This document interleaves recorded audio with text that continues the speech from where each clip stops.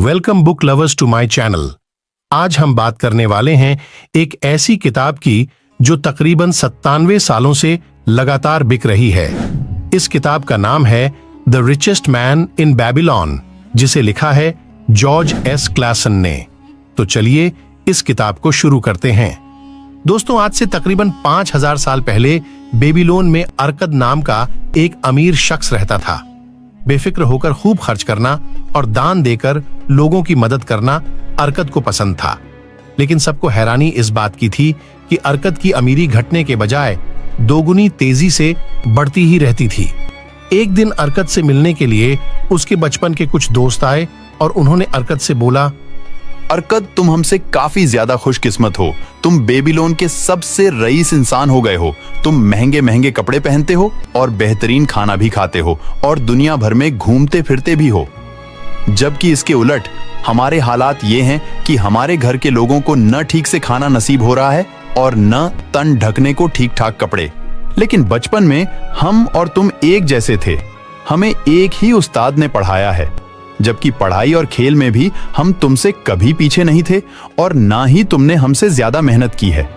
लेकिन तुमने ऐसा क्या जादू किया कि तुम हमसे ज्यादा अमीर बन गए हो और हम आज तक गरीब के गरीब ही रहे? जरा हमें भी तो ये राज बताओ मेरे दोस्त। अपने अमीर बनने की सफर की कहानी सुनाओ तो। क्यों नहीं मेरे बचपन के दोस्तों, मैं तुम्हें जरूर सुनाऊंगा अपने अमीर बनने की कहानी। जब मैं नौजवान था तब मैंने अमीर आदमी बनने का ख्वाब देखा था। मुझे समझ में आ गया था कि अच्छी जिंदगी जीने के लिए पैसों की बहुत जरूरत है। अमीर बनकर मैं लोगों की मदद कर सकता हूं और सबसे जरूरी बात यह है कि मैं बिना किसी फिक्र के खर्च कर सकता हूं। इसीलिए मैंने यह तय किया कि चाहे जितनी भी मेहनत करनी पड़े, लेकिन मैं अमीर बनकर ही रहूंगा। बस फिर क्या था, अमीर बनने के लिए मैं कोशिश करने लगा और मेरा काम था मिट्टी की तख्तियों पर लिखने का। मैं रोज कई घंटों तक मिट्टी की तख्तियों पर लोगों के हिसाब किताब और उनकी अच्छी बातें लिखता रहता। लेकिन इस काम के एवज में मेरी जो कुछ भी कमाई होती थी वो सब मेरे खाने पीने, कपड़े और जरूरत के चीजों पर खर्च हो जाती थी और मेरे पास एक सिक्का भी नहीं बचता था। लेकिन इस सब के बावजूद भी मैंने मेरे अमीर बनने के अपने ख्वाब को टूटने नहीं दिया। फिर एक दिन अचानक मेरी मुलाकात अलगामिश साहब से हो गई, जो एक अमीर साहूकार थे। उन्होंने मुझे मिट्टी की तख्तियों पर कुछ लिखने का काम दिया, लेकिन एक शर्त के साथ। उन्होंने मुझसे कहा कि यह काम अगर तुम 2 दिनों के अंदर पूरा कर लोगे तो मैं तुम्हें तांबे के 2 सिक्के दूंगा। मैंने बहुत मेहनत की, लेकिन अलगामिश साहब का काम पूरा होने में मेरी सोच से ज्यादा वक्त लग रहा था और अलगामिश साहब जब लौट कर आए तब भी काम पूरा नहीं हुआ था।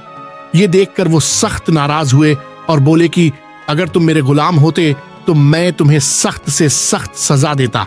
उनकी ये बात सुनकर मैं सहम गया, लेकिन फिर भी हिम्मत जुटाकर मैंने बोल ही दिया कि अलगामिश साहब, आप बहुत अमीर इंसान हैं, इसलिए आप मुझे भी अमीर इंसान बनने का रास्ता दिखाएं।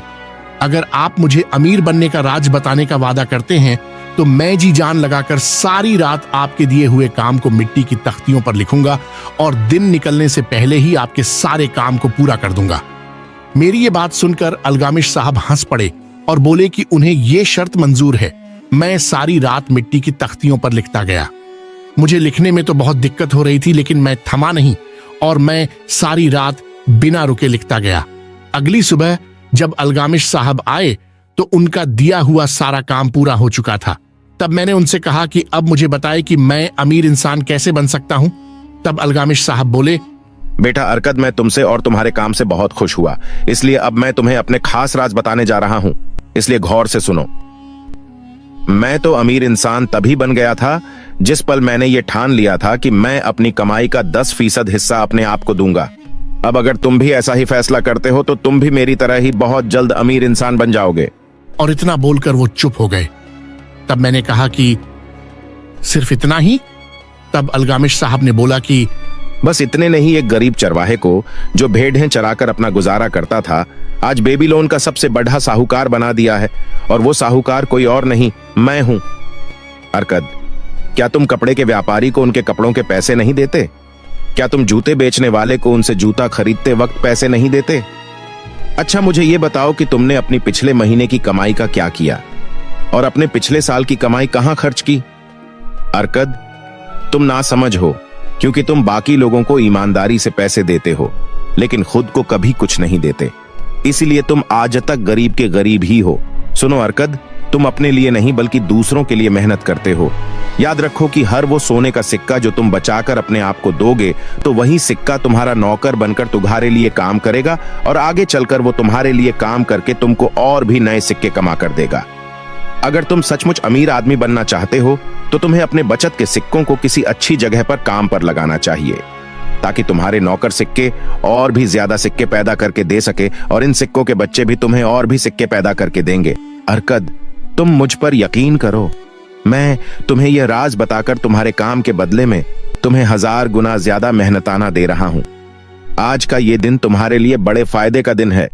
ध्यान से सुनो, तुम्हें अपनी कमाई का 10% हिस्सा हमेशा अपने लिए अलग से बचाकर रखना चाहिए, जो कि 10% से बिल्कुल कम नहीं होना चाहिए। अरकद, दौलत भी एक छोटे से पेड़ की तरह उगती है। तुम्हारी कमाई से बचाए हुए जो 10 सिक्के होंगे वो उस दौलत के पेड़ के लिए बीज का काम करेंगे जो तुम्हें अमीर बनाएगा।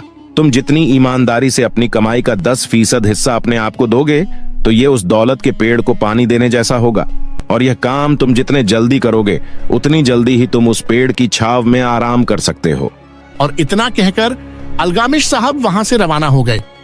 उसके बाद से मैं हमेशा अपनी कमाई का 10% हिस्सा अलग रखने लगा और बाकी बचे हुए पैसों से अपना रोज मर्रा का खर्चा चलाता और जरूरी सामान खरीदता।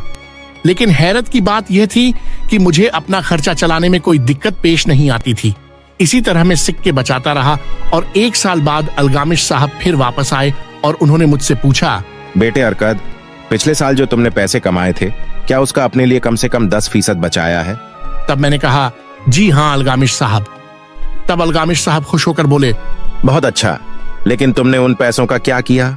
तब मैंने उन्हें बताया कि मैंने उसे एक ईंट बनाने वाले को दिया है जो दूसरे देशों में जाकर कम दामों में हीरे खरीदने गया है, जिसको हम यहाँ महंगे दामों में बेचने वाले हैं, और जो फायदा होने वाला है उसको हम आपस में बांटने वाले हैं। यह सुनकर अलगामिश साहब बहुत गुस्सा हो गए और मुझसे कहा कि जाओ तुम अरकद, तुमने अपने सारे पैसे खो दिए और तुमने कैसे समझ लिया कि एक ईंट बनाने वाले को असली हीरो की पहचान होगी? क्या तुम रोटी बनाने वाले से सितारों का हाल पूछोगे? नहीं ना। अगर तुम्हें थोड़ी सी भी अक्ल होगी तो तुम ज्योतिषी के पास जाओगे। तुम्हें हीरे खरीदने के लिए किसी सुनार से राय लेनी चाहिए थी। तुम्हें इस गलती से कुछ सीखने को तो मिला ना। अब फिर से पैसे बचाने शुरू कर दो। और इतना बोलकर अलगामिश साहब वहां से चले गए और जैसा उन्होंने कहा वैसा ही हुआ। ईंट बनाने वाला नकली हीरे लेकर आया और हमारे सारे पैसे डूब गए। तब मैंने ज्यादा सोचने समझने में अपना वक्त बर्बाद नहीं किया और फिर से पैसे बचाना शुरू कर दिया। अब मुझे पैसे बचाने की आदत पड़ चुकी थी। इसके वजह से यह काम मेरे लिए बहुत आसान हो गया था। 1 साल बाद अलगामिश साहब फिर से आए और मैंने उन्हें बताया कि मैंने मेरी बचत को एक ढाल बनाने वाले को दिया है जो मुझे हर 4 महीने के बाद कुछ पैसे देता है। फिर अलगामिश साहब बोले, यह तो बहुत अच्छी बात है, लेकिन यह तो बताओ कि उन पैसों का तुम क्या करते हो? मैंने उन्हें बताया कि मैं इन पैसों से ऐश करता हूं और कपड़े खरीदता हूं। मेरी बातें सुनकर अलगामिश साहब हंसने लगे और उन्होंने बोला कि तुम अपने बचत के सिक्कों के बच्चों को ही खा रहे हो। इस तरह से तुम तो कभी अमीर नहीं बन सकते। तुम्हें सबसे पहले सिक्कों के गुलामों की फौज बनानी चाहिए जो तुम्हें और पैसे कमा कर दे, और तुम ये फौज बना सकते हो इन पैसों को बार बार अच्छी जगह पर इन्वेस्ट करके। अरकद, एक बार तुम्हारी ये फौज बन गई तो तुम बेफिक्र होकर खर्च कर सकते हो। तुम्हारी ये फौज तुम्हें हमेशा पैसे बनाकर देगी। इतना कहने के बाद अलगामिश साहब वहां से चले गए। तकरीबन 2 साल बाद अलगामिश साहब से मेरी फिर से मुलाकात हो गई और तब उन्होंने मुझसे फिर से पूछा कि अरकद, क्या तुम्हें तुम्हारी मनपसंद दौलत मिल गई जिसका तुमने ख्वाब देखा था?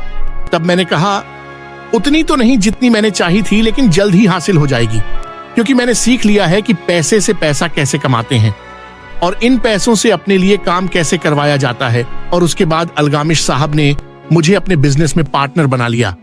अब तुम खुद ही देख सकते हो कि मैं किस मकाम पर हूं। तो मेरे दोस्तों, यही थी मेरी गरीबी से अमीर आदमी बनने की कहानी। उम्मीद करता हूं कि तुम लोग भी इस कहानी की मदद से जल्द ही मेरी तरह अमीर बन जाओगे। दोस्तों, इस कहानी से हमें यह सीख मिलती है कि अपनी कमाई का 10% हिस्सा सबसे पहले अपने आप को देना चाहिए और बाकी बचे 90% से अपने खर्चे चलाने चाहिए। हमें राय भी उन्हीं लोगों से लेनी चाहिए जो उस फील्ड में एक्सपर्ट हो। हमें अपने पैसों का रीइन्वेस्ट करते रहना चाहिए। दोस्तों, हमने इस कहानी में देखा कि जैसे ही अरकद को थोड़े बहुत फायदे होने लगे थे, तब अरकद उन पैसों से ऐश करता था और कपड़े खरीदता था। यह गलती हमें बिल्कुल नहीं करनी चाहिए। हमें अपने पैसों का रीइन्वेस्टमेंट करते रहना है और हमें ऐसा तब तक करते रहना है जब तक हम उस लेवल पे ना पहुंच जाए जहां हम पैसे तो खर्च करें लेकिन उसका हमारी कमाई पर असर ना पड़े। आज और अभी से ही देखना शुरू कर दीजिए। अगर आप यहां तक वीडियो देख चुके हैं तो लाइक और सब्सक्राइब किए बिना मत जाइएगा। अपना ख्याल रखिए एंड थैंक्स फॉर वॉचिंग।